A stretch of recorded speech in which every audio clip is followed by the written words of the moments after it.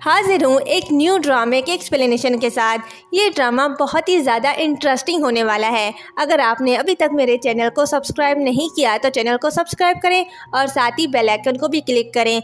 और हाँ, आपको मेरी वीडियोस कैसी लगती हैं कमेंट करके ज़रूर बताएं। ड्रामे की स्टार्टिंग हॉस्पिटल से होती है, जहाँ एक लड़की को बहुत बुरी हालत में हॉस्पिटल लाया जाता है और ये लड़की और कोई नहीं, ड्रामे की फीमेल लीड यॉन ली होती है। डॉक्टर पूरी कोशिश करते हैं उसे बचाने की, पर उनकी सारी कोशिशें नाकाम हो जाती हैं और यॉन ली मर जाती है। डॉक्टर बॉडी को डेथ क्लियर करके जा रहे होते हैं कि तभी लड़की भूतों की तरह उठकर हर तरफ देखकर ये कहती है कि ये कौन सी जगह है, मैं कहाँ आ गई हूँ। पहले तो डॉक्टर उसे जिंदा देखकर हैरान हो जाते हैं, क्योंकि उन्होंने ही तो इसे डेथ क्लियर किया था। पर अब क्या कर सकते हैं, वो जिंदा हो गई है तो उसका इलाज तो करना होगा।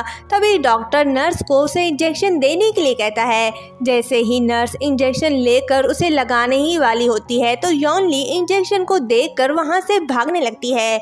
वहाँ खड़े सारे डॉक्टर उसके पीछे भाग रहे होते हैं। उसे पकड़ने के लिए डॉक्टर्स और हॉस्पिटल का सारा स्टाफ लग जाता है, पर यॉन ली किसी के हाथ नहीं आती। उसी हॉस्पिटल में मेल लीड डुलोंग अपना चेकअप करवा रहा होता है।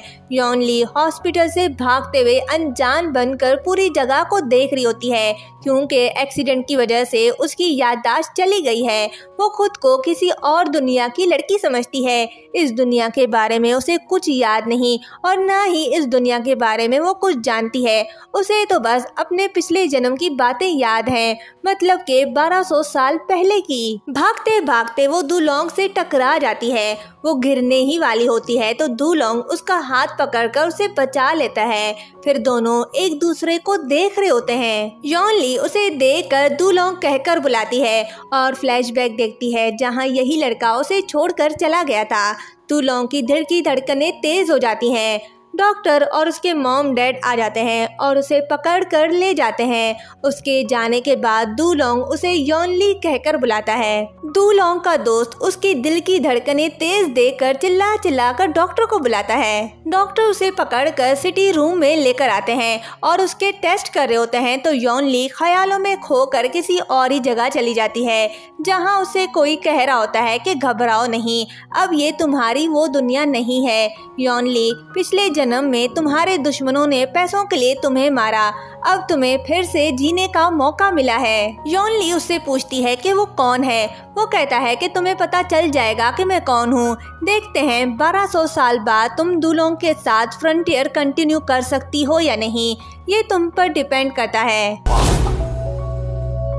यॉन ली के टेस्ट होने के बाद डॉक्टर उसके मॉम डैड से कहते हैं कि तुम्हारी बेटी की कंडीशन इतनी सीरियस है कि शायद उसे ये याद ना हो कि तुम उनके कौन हो, तो इन सब बातों के लिए खुद को तैयार रखें। तभी यॉन ली वहां आती है। डॉक्टर से मिलने के बाद वो अपने मॉम डैड के साथ घर जा रही होती है। हॉस्पिटल से जाते वक्त वो सोचती है कि वो अपनी दुनिया से 1000 साल आगे आ गई है। उसकी मॉम उससे कहती है कि डॉक्टर ने कहा है कि सेफ्टी के लिए उसे कुछ दिन और यहाँ रुकना चाहिए।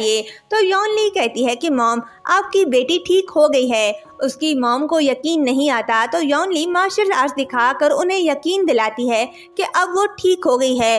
वो उनकी बात पर यकीन क्यों नहीं कर रहे। फिर वो अपनी मॉम डैड से कहती है कि उसे डुलोंग के पास जाना है कुछ पूछने के लिए। ये कहते ही वहाँ से चली जाती है। यॉन ली डुलोंग को ढूंढते हुए एक कमरे की तरफ जाती है और जैसे ही दरवाजा खोलती है तो वहाँ कोई नहीं होता। तो वो सोचती है कि क्या वो मुझे फिर से छोड़ना चाहता है। ये कहते ही वो वापस जा रही होती है तो वहीं डुलोंग उसके सामने से गुजरता है।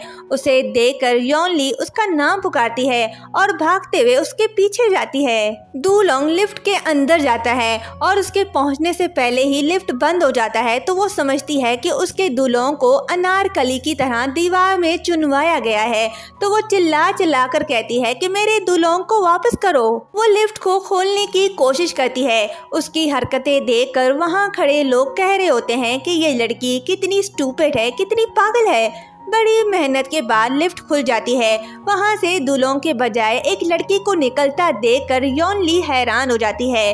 वहीं खड़े लोग लिफ्ट में जा रहे होते हैं तो उनकी वजह से वो भी लिफ्ट के अंदर चली जाती है और फिर बेचारी की कुछ ऐसी हालत हो जाती है। अब जबकि यॉन ली खुद को किसी और दुनिया की लड़की समझती है तो उसे इस दुनिया के बारे में कुछ पता नहीं होता। यहाँ तक कि वो टीवी में आग को देखकर उसे बुझाने के लिए टीवी पर पानी फेंक देती है और कुछ ऐसी हरकतें करती है।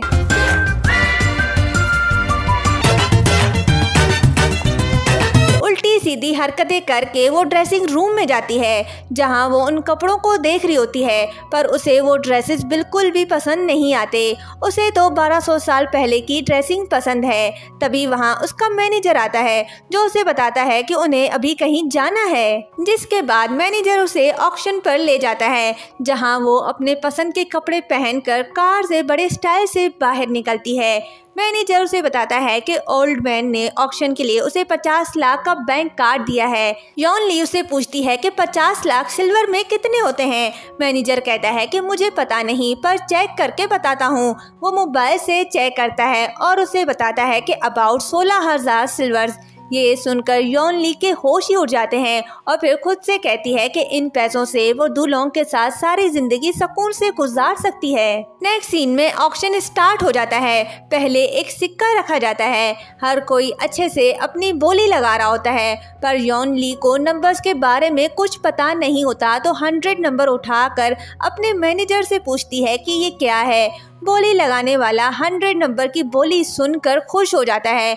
मैनेजर उसे नंबर नीचे रखने के लिए कहता है, पर यॉन ली तो उसके बारे में जानना चाहती है। कोई भी उसके अगेंस्ट बोली नहीं लगाता और वो चीज उसकी हो जाती है। दूसरी चीज की बारी आती है। बोली लगनी स्टार्ट हो जाती है। यॉन ली को जबकि उन नंबर्स के बारे में कुछ पता नहीं चला तो वो फिर से 100 नंबर उठाकर मैनेजर से पूछती है और फिर से 100 नंबर उठता देखकर दूसरी चीज भी उसकी हो जाती है, पर उसे तब भी पता नहीं चलता कि वो नंबर्स क्या है। तीसरा आइटम टी कप का होता है जो यॉन ली की दुनिया का होता है, जिसे देखकर वो फिर से फ्लैशबैक के बारे में सोच रही होती है जहां वो दूल्हों के साथ उसी कप में चाय पी रही होती है। यॉन ली उसे देख रही होती है।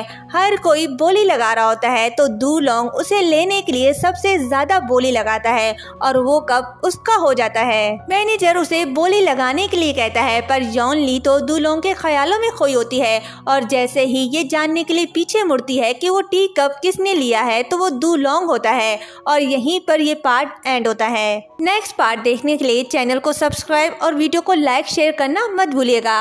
और अगर आप इस ड्रामे का नेक्स्ट पार्ट देखना चाहते हैं तो कमेंट में नेक्स्ट पार्ट जरूर लिखें। Thank you.